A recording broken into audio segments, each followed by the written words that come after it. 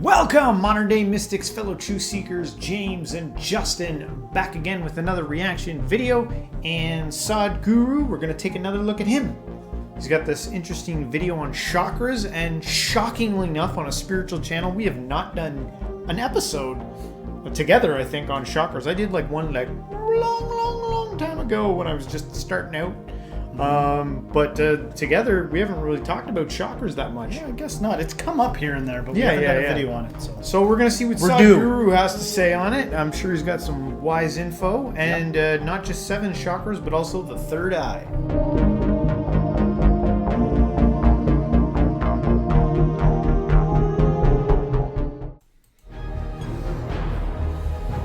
The longing to break away is in Vishuddha, Ajna and Sahasrara.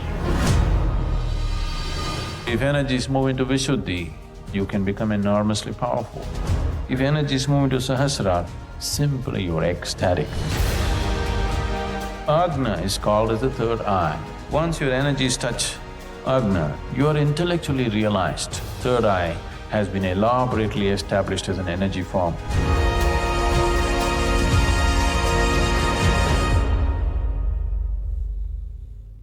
Namaskaram, Sadhguru. I started meditating 10 years ago, and after a few years, I could see my third eye, a perfect eyeball. Is it real or am I hallucinating? Now, this needs to be understood. What is referred to as a third eye is not necessarily another eye like this. Okay, it is not. It is just that, you know, there are, okay. In the pranic system, we talked about the 72,000 nadis. These 72,000 nadis have 114 important junction points in the body. Like, you know, in this building, the electrical systems are running, there are many junction points where major meeting of connections are happening. There are 114 junction points in the body. Generally, these are referred to as chakras.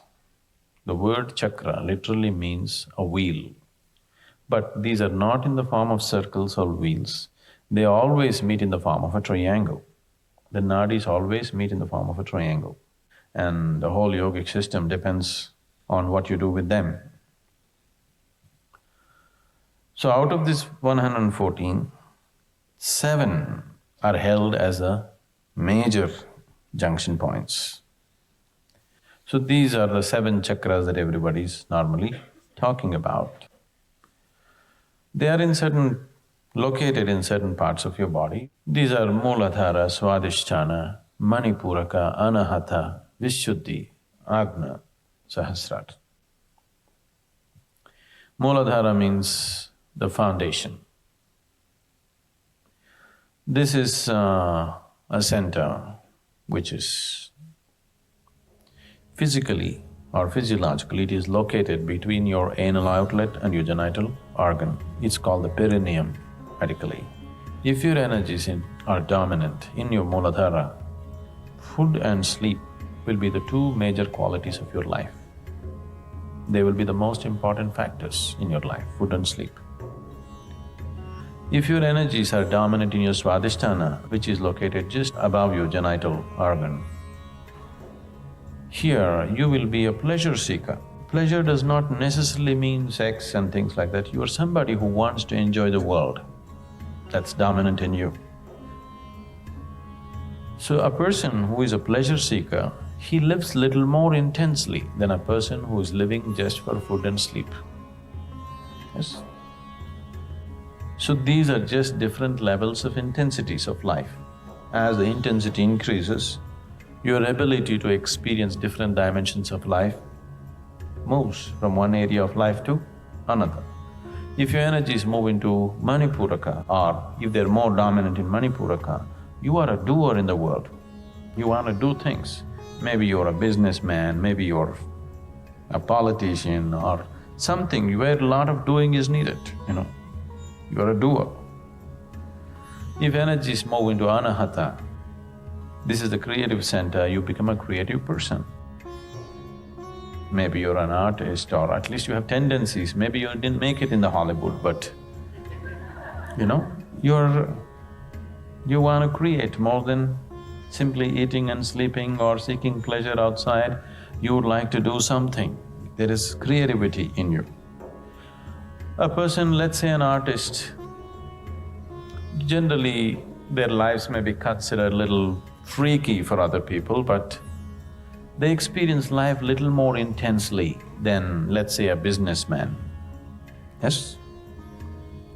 It's a different level of intensity. The word Anahata means unstruck. This is the unstruck sound. This is a meeting between the lower and the higher.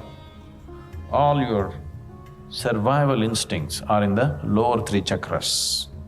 Self-preservation is in Manipura, Svadhisthana and Muladhara. The longing to break away from all this and go away beyond is in Vishuddha, Ajna and Sahasrara. Anahata is the meeting point. So Anahata, the symbolism is two triangles meeting. You've seen that, the Star of David, everything comes from Anahata. Okay, that is the symbol for Anahata, two upward moving and downward moving triangles meeting, because these are two different dimensions of life. One is catering to self-preservation, another is catering to the longing to go beyond. Right in the middle, I was just intuitively was like, ooh, we should stop before the second tier. Yeah, I was thinking, is this where Maslow got his hierarchy of needs from? Oh, so many things are a hierarchy, so many things are a system, there's just so many. Yeah. So many scaffoldings and that's maybe scaffolding's the wrong word, systems. Yeah. Lots of them. Yeah, no, spiritual systems, psychological systems, and what I mean by system is they seem to show progression. Yeah, they seem to show some kind of a progression. But it seems pretty accurate too. Like, it seems pretty accurate what he's talking about. But I get the sense sometimes that somebody will go from businessman to like crown chakra type person. Like, is it absolutely necessary that somebody goes from businessman to like artist? Yeah. And he's like, you know, he even says that sometimes artists kind of freaky the way they are compared to other people. They're a little bit difficult to understand sometimes, truly artistic people. And I'm wondering if we're supposed to look at any of these chakras as better than the others. You know, is there anybody that became some kind of a master that went from like the whatever the basest chakra is, the perineum chakra? Yeah. Like, is there anybody that was just like, well, Hudra or whatever? Should you be trying to chase? What you're saying, or should you be trying to chase like the next chakra? I need to get to the next one because I'm too low down. Because doesn't this seem a little bit like spiral dynamics in some sense? Like as you go up the spiral of personal development, these higher order things come, but there's warnings from at least the person I learned spiral dynamics from, like, don't go thinking that some stage is better than the other. It's not really about that. Yeah.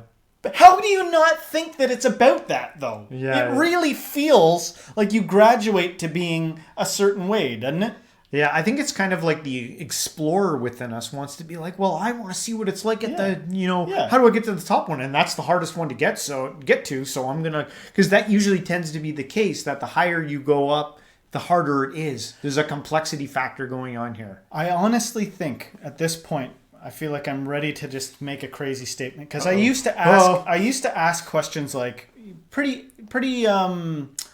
insensitive questions about, well, what happens when like a really stupid person becomes enlightened? Yeah. What happens? Are they enlightened? And I think the answer is they don't need salvation, a-hole. You do, you artsy fartsy, trying to climb up to the crown chakra. Maybe somebody unimpeded by certain things, whatever it is. Somebody that just didn't live a rich socialite life, had a more simple upbringing or something. Maybe they already have it. Yeah. They have what you're looking for through all these chakras. Yeah. You know what I mean?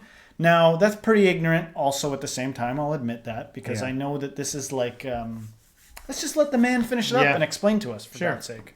In your head and your heart, you have longings to go beyond, but in your body, you have longings to preserve. So if energies move into Vishuddha, it's a power center, you can become enormously powerful. Very powerful individuals. When I say power, not necessarily physical or financial or something. People can be powerful in so many ways. Just the very way they stand, some people are powerful, some people are not, isn't it? Yes? So you don't have to do any action. You make 10 men stand here. The very way they stand, some men are powerful, some aren't, isn't it so? It's not necessarily because of their activity, just the way they are. They don't have to pose for anything, just simply the way they are, there is power about them. If your energies move into Ajna, you are intellectually realized, you see things clearly, you see everything the way it is. Once you begin to see everything the way it is, you are at peace. So Ajna is called as the third eye because you see things the way they are. With these two eyes are very deceptive. They make you see things the way it is necessary for your survival. They don't allow you to see everything the way it is. Once your energies touch Ajna, now you're seeing things the way they are, everything the way it is. Now, that is why it is referred to as a third eye. Sahasrara is the seventh chakra that is not in the body, just outside the body. But most people, it is dormant, it is not active. If some sadhana comes into your life, if you activate it in a certain way, or because of a very intense way of living, it can become active. If energies move into Sahasrara, you will become unexplainably, unreasonably ecstatic. Simply like crazy, you're ecstatic. If you come to the Bhava Spandana, you will see, simply for no reason, you will be spilling in ecstasy. You just don't know what's happening, just no external reason. Simply you're ecstatic, simply because your energies touch Sahasrara. From Muladhara to Ajna, there are many pathways as to how to get there, any number of methods and teachings as to how to reach there. From Ajna to Sahasrara, there is no path. If you want to move from Ajna to Sahasrara, because there is no path, that is the reason why many people have gone about propagating peace is the highest thing to achieve, because they got stuck here. So from Ajna to Sahasrara, there is no pathway. This is the fundamental reason why there is so much stress on a guru in the traditions, because… First of all, I just want to disregard everything I was saying. I feel like people that know more about chakras would understand how it differs from something like spiral dynamics. Yeah. I think that it's not really…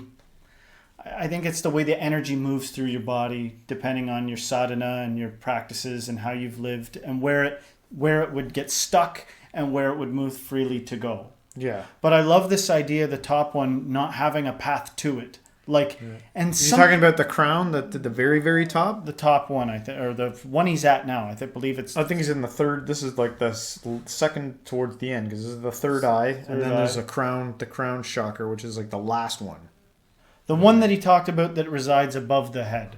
Yeah, that's that there's no path to. That's why I said when you get here, you stop, right? The thing I'm just trying to spit out without being interrupted a million times. that I feel like you can kind of… If you let the, the Kundalini energy rise within you, you know, and you're getting there and you pass the creative, you know, you went through a creative stage, you were painting and all this shit, and you're starting to feel like you're finally getting a grip on things, you got some age and some wisdom, you're not a young buck anymore, you're not out there chasing tail, you. And if you just bear with me for a sec here, this pathless final one where he's talking about, you're just ecstatic for no reason. You're probably crying, you're so ecstatic. It's pouring out of you. Something intuitively makes sense about that being the pathless way. There was a path all the way towards these other ones. Yeah. You know, that the snake of Kundalini was going up there and you could sense it and it was reflected in your behavior. But this final one, there's no path to it. All of a sudden it's just, oh God, it's beautiful. It's freaking me. I don't have an answer. I don't know. Is there something intuitively, something dances in my mind when he talks about that? Is there something that dances within you, or is it just… but he's like, oh, he's talking about enlightenment, because you get… in my soul, not in my mind. Something dances maybe in my soul. Yeah, there's this thing that you get to that is beyond concepts, words, and all that stuff, all the stuff like, and the path. And I've heard a lot of people talk about it. By the time they get to the end of the path, they realize there was no path to begin with. It was like, you know, and that's part of like the part of the awakening understanding, you know, within all of this. And then maybe that's what breaks through the crown chakra after the third eye. Because this all started with a conversation about, am I hallucinating when I see a third eye? And then it just went into this stuff here, right? Right. Right. And I do feel like you could get stuck almost in the... I feel like when you're listening to this, depending on where you're at, there's different ways. There's the scribe way where like, I'm going to write this down in a notebook and then I'm going to practice it. And there's nothing wrong with that. Like, go do that. But I feel like there is also a way of listening to this where you don't try to think too hard about it. Well, he also said something along the lines that, like, to me, I was getting the sense here that he was kind of pointing to that, like, life is almost carrying you in this path. Yeah. Like, stop forcing it. It's taking you there. Yeah. Like, what did he say? Didn't he even say something about that? Not forcing it or not trying? Yeah, that was the sense I was getting from his words. He may have actually said that, but you know, something like that. Anyway, we'll let him finish it out. It's a reaction video. We're kind of supposed to say something. We'll let him finish it out. If you have to jump, suppose there is here a black hole. If you have to just jump into it, you must be utterly crazy. Or you must have extraordinary kind of courage. Or you must trust somebody so much that if he says jump, without any problem you will jump. Otherwise, there's no possibility, isn't it? Because that possibility is not there for many people, that's the reason why they have concluded peace is the ultimate thing, because they got stuck here. They wouldn't go up. About seeing a form of an eye is simply because certain systems of practices made a whole imagery about it. These images were not just drawn on paper, they established forms of it. This is a whole science by itself. In India, this is called as the science of consecration. In the yogic traditions, this science of consecration can be taken to such peaks. Any form you want, you can consecrate it and make it a reality. Right now, let us say I want a fierce dragon established energy-wise. Now, I will establish a temple for a dragon. And if you go there, you have a deep experience of the dragon because the energy form of the dragon is like alive, like a real thing. Because the science of consecration is such, any form that you want, you can consecrate it and make the energy hold that form. So deities were created for different purposes, whichever kind of form they wanted, they created it. So like this, people created different kinds of imagery for the sake of sadhana, so that people could make use of it. It is not that that's the way you have it, but it has been established in many traditions. Third eye has been elaborately established as an energy form. If you happen to come in touch with this somewhere, you may begin to see it. But these are two different kinds of yoga. There is something called as right-hand yoga and left-hand yoga. In the right-hand yoga, there is no imagery. Right now, what we are offering to you is that, no imagery. We don't use any kind of imagination. Because once you go on imagination, you must be in constant care of somebody who knows what is what. Somebody who is capable of taking away the images when it is no more needed. Otherwise, you won't know where is reality and where is imagination. You will just fly off into imaginary states very easily. So here we are using a path of prajna where there is no imagery at all. Just use yourself to grow. Maybe it is not as colorful as that, but it's more steady. You don't get lost. You know if you take a step forward, you know it. If you take a step backward, you know it. There you will not know, but it's very colorful and exuberant ways. We also do that, but not with, large groups of people like this.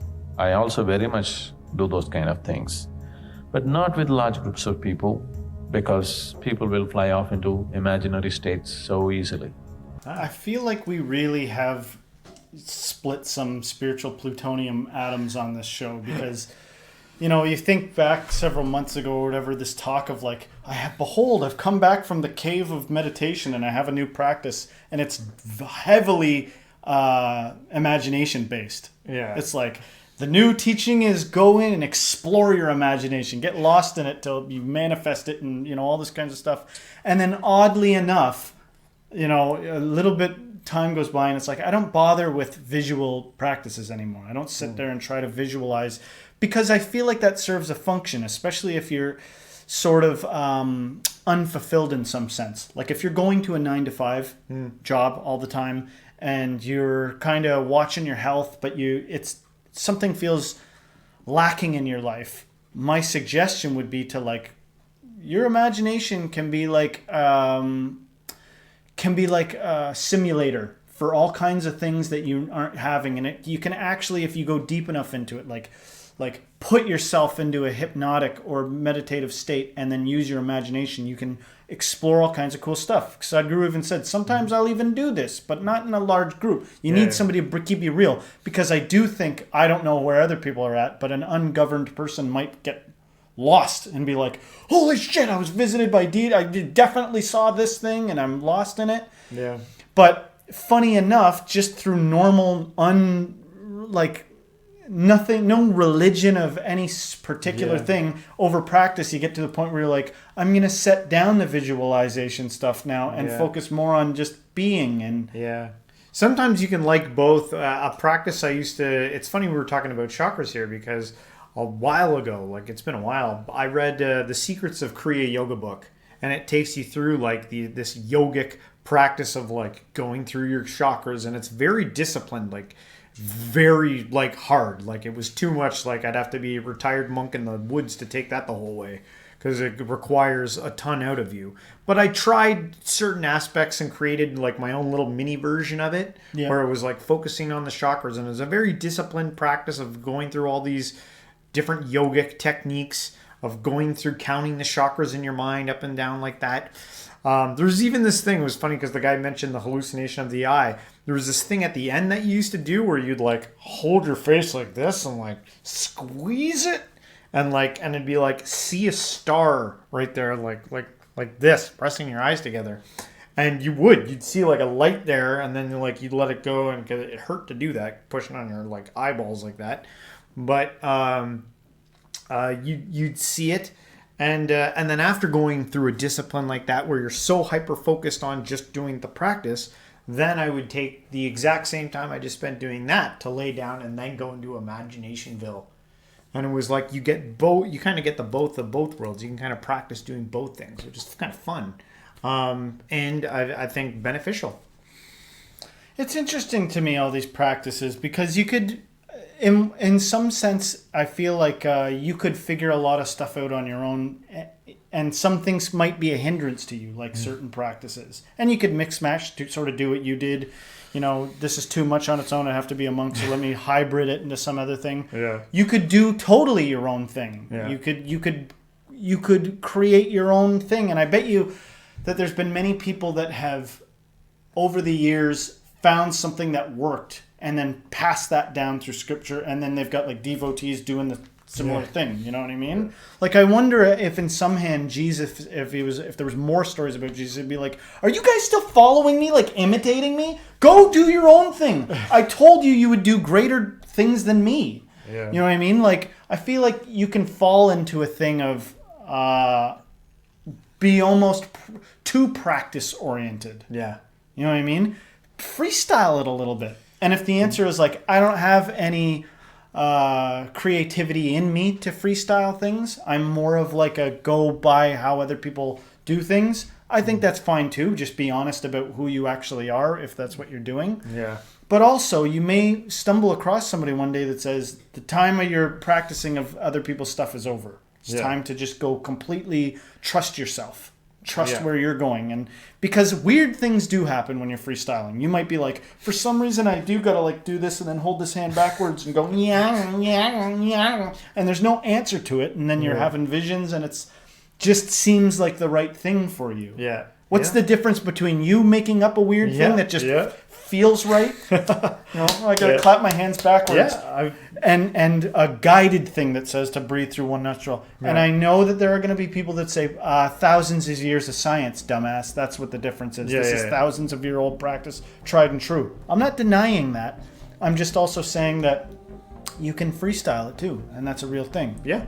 And it's interesting, without having a ton of knowledge about chakras, weighing what he said against things I know about you and things I know about myself, and being like, that's so strange that, like, do you think it's possible for somebody to ascend up the ladder of chakras and not even have ever heard the term chakra before? Yes, absolutely.